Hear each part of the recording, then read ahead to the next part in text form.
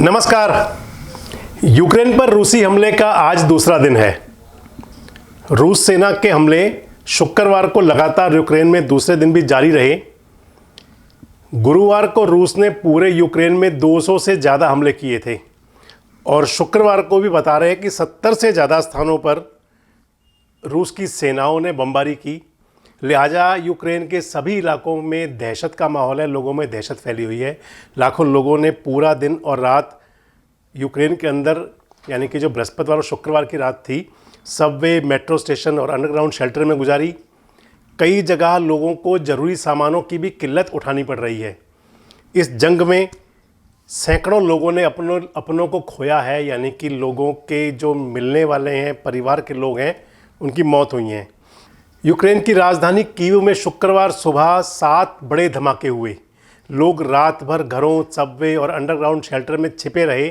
खाने पीने से लेकर रोज़मर्रा की ज़रूरी सामान की चीज़ों की कमी होने लगी है। रूस के विदेश मंत्री सर्गेई लावरोव ने जंग ख़त्म होने की उम्मीद भी खारिज कर दी है। आपने देखा होगा कि रूस की सरकार ने कहा है कि पहले यूक्रेन के राष्ट्रपति सरेंडर करें। यूक्रेन के चेर्नोबिल न्यूक्लियर पावर प्लांट के पास गुरुवार की देर रात को रूसी सेना ने हमले किए थे। यहाँ कई धमाके भी हुए। इसके चलते इस एटमी प्लांट में रेडिएशन लेवल बढ़ गया है। यूक्रेन की न्यूक्लियर एजेंसी ने इसकी पुष्टि भी की है। इस इलाके में रहने वाले हज़ारों लोगों को रेडिएशन लेवल बढ़ने से जान का खतरा पैदा हो गया है। इसके साथ साथ उन्हें सेहत संबंधी भी कई परेशानियां सामने आ रही हैं। इस बीच यूक्रेन के रक्षा मंत्रालय ने नागरिकों से कहा है कि वे रूसी सेना के मूवमेंट के बारे में निरंतर जानकारी देते रहें। इसके साथ साथ ही उन पर पेट्रोल बम भी फेंके गए। न्यूयॉर्क टाइम्स से बातचीत में लावरोव ने कहा कि हमें अब यूक्रेन से बातचीत का ऑफ़र कबूल नहीं है। बातचीत सिर्फ एक शर्त पर हो सकती है कि यूक्रेन पहले सरेंडर कर दे। उनके राष्ट्रपति अब तक सिर्फ झूठ बोलते आए हैं, इसलिए यानी कि जो आरोप लगाया है रूस के रक्षा मंत्री ने यूक्रेन पर। वहीं दूसरी तरफ रूस को भारत से उम्मीद है। प्रधानमंत्री नरेंद्र मोदी ने गुरुवार की देर रात को रूस के राष्ट्रपति व्लादिमीर पुतिन से फ़ोन पर बातचीत की थी और इसके बाद रूस की तरफ से शुक्रवार को बयान आया। उस बयान में कहा गया कि हमें उम्मीद है कि यूएन सिक्योरिटी काउंसिल की मीटिंग में भारत हमारा समर्थन करेगा। वैसे इस युद्ध के बाद में खासकर भारत के लिए बड़ी समस्या बनी हुई है।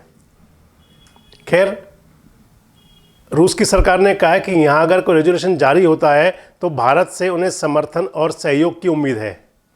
वहीं यूक्रेनी राष्ट्रपति ने रूसी नागरिकों से अपील की है कि वे युद्ध के खिलाफ प्रदर्शन करें रूस में।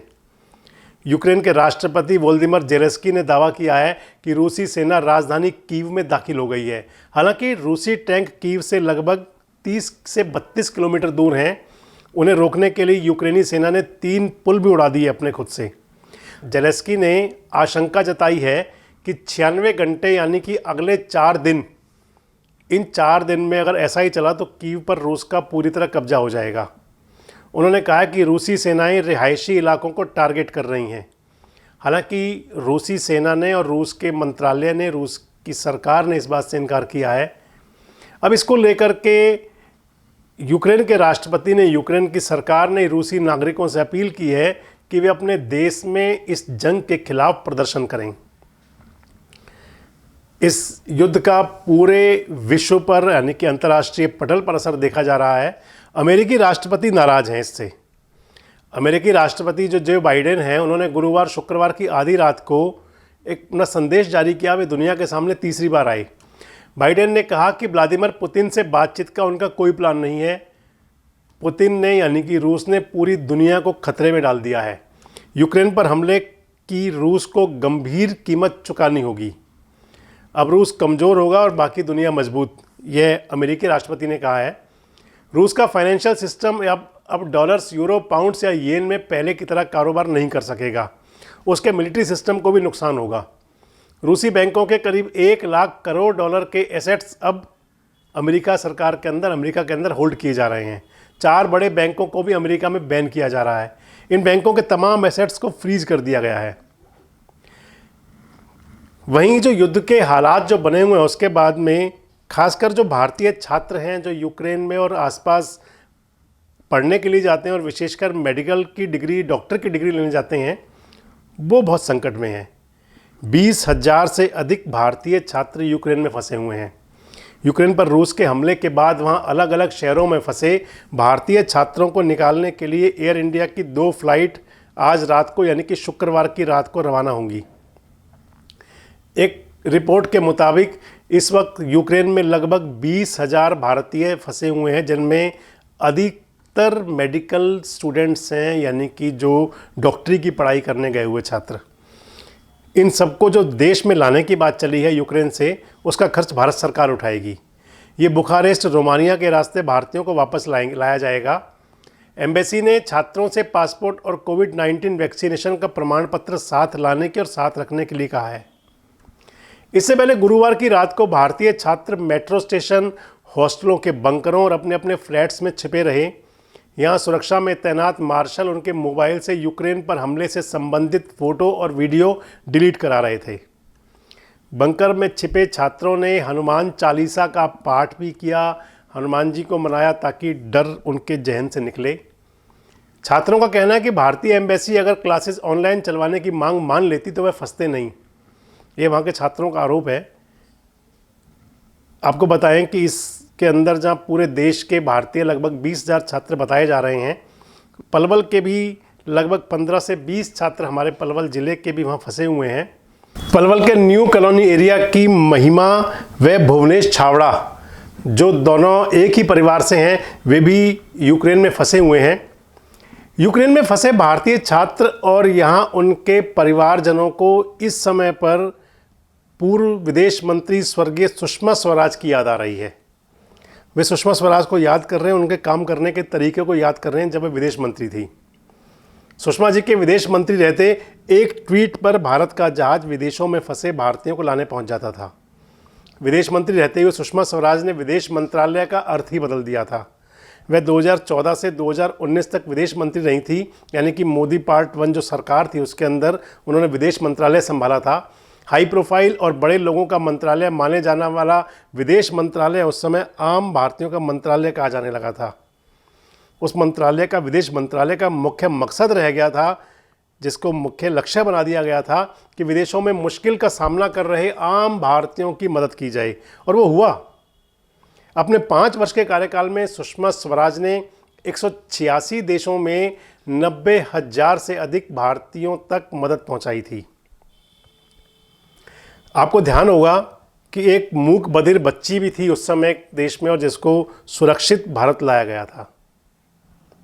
खैर, अभी जो पूरा विश्व जो है वो नज़र गड़ाए हुए है रूस और यूक्रेन पर, तो हम आपको बताते हैं कि इस जंग के अभी तक के अहम जो मुख्य अपडेट्स हैं वो क्या हैं।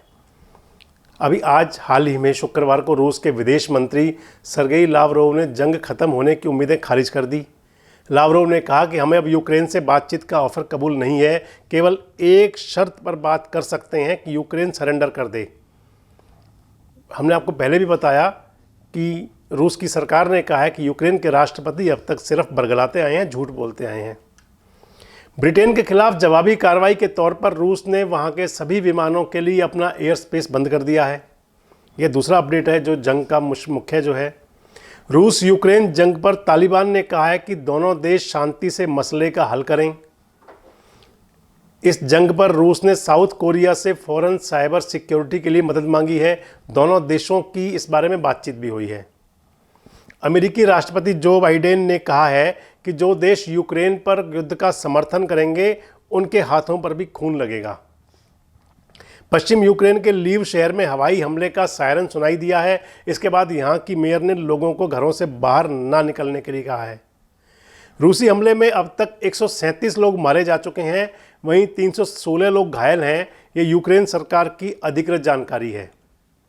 यूक्रेनी राष्ट्रपति जेलेंस्की ने कहा है कि दुनिया ने हमें जंग में लड़ने के लिए अकेला छोड़ दिया है, यानी कि माने तो यूक्रेन खुद को अलग थलग महसूस कर रहा है।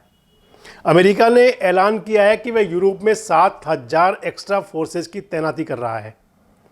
अमेरिका ने वाशिंगटन में रूसी एम्बेसी में तैनात हाई लेवल डिप्लोमेट को अपने देश से निकाल दिया है। फ्रांस के राष्ट्रपति इमैनुअल मैक्रों ने रूस के राष्ट्रपति व्लादिमीर पुतिन को फ़ोन किया। इससे पहले भारत, पाकिस्तान और ईरान के राष्ट्राध्यक्ष पुतिन से बात कर चुके हैं। तो ये अभी तक के जो युद्ध के अपडेट्स हैं, युद्ध की जो घटनाक्रम को लेकर के जानकारियां हैं, इससे हमने आपको अवगत कराया। खैर कुछ भी कहें, जब युद्ध होता है तो उसके बाद तबाही होती है, और इस टाइम पे यूक्रेन में तबाही का मंजर है। जगह जगह जलते घर, कहीं बिखरी लाशें एक तबाही के मंजर का बयां कर रही हैं। और इस समय विश्व के अधिसंख्यक देश इस युद्ध को रोकना चाहते हैं, रोकने के लिए प्रयास करते हैं, रूस और यूक्रेन के युद्ध को। और वैसे भी कभी क्योंकि युद्ध किसी समस्या का स्थायी समाधान नहीं रहा, इस बात के संदेश भी अग्रेषित किए जा रहे हैं। खैर, यह एक ऐसे कहें तो एक संकट की घड़ी है पूरे विश्व के सामने, और इससे जुड़े अपडेट से देश रोजाना आपको निरंतर अवगत कराता रहेगा। देखते रहिए देश रोजाना। नमस्कार, धन्यवाद।